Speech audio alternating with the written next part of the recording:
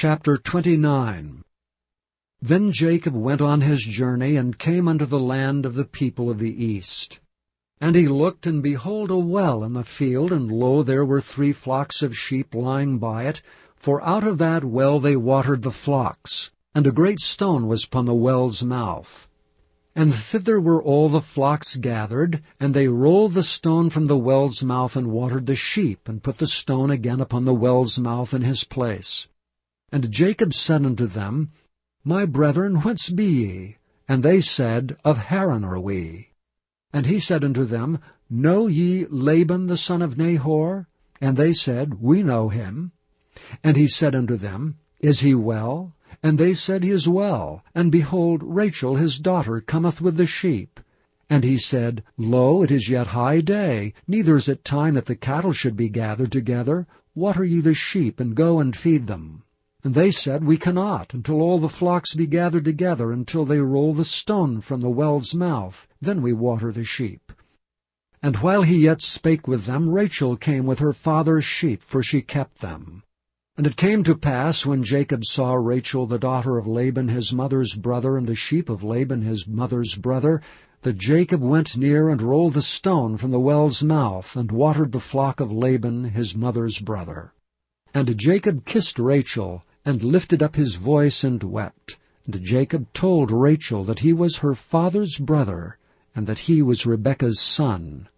And she ran and told her father. And it came to pass, when Laban heard the tidings of Jacob his sister's son, that he ran to meet him, and embraced him, and kissed him, and brought him to his house. And he told Laban all these things.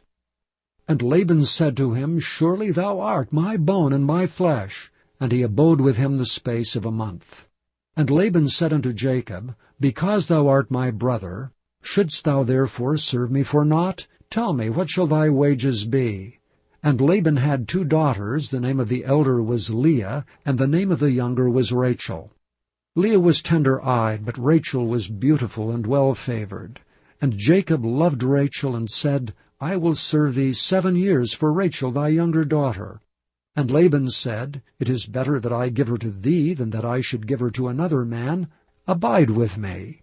And Jacob served 7 years for Rachel. And they seemed unto him but a few days, for the love he had to her. And Jacob said unto Laban, Give me my wife, for my days are fulfilled, that I may go in unto her. And Laban gathered together all the men of the place, and made a feast. And it came to pass in the evening, that he took Leah his daughter, and brought her to him, and he went in unto her. And Laban gave unto his daughter Leah Zilpah his maid for an handmaid. And it came to pass that in the morning, behold, it was Leah. And he said to Laban, What is this thou hast done unto me? Did not I serve thee for Rachel? Wherefore then hast thou beguiled me? And Laban said, It must not be so done in our country, to give the younger before the firstborn.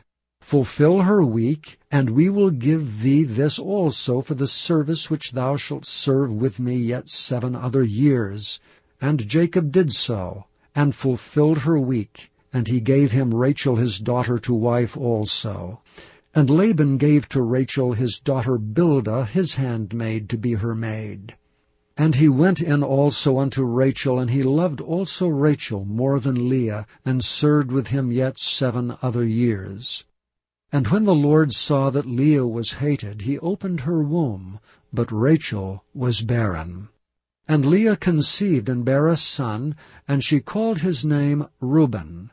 For she said, Surely the Lord hath looked upon my affliction. Now therefore my husband will love me. And she conceived again, and bare a son, and said, Because the Lord hath heard that I was hated, he hath therefore given me this son also. And she called his name Simeon.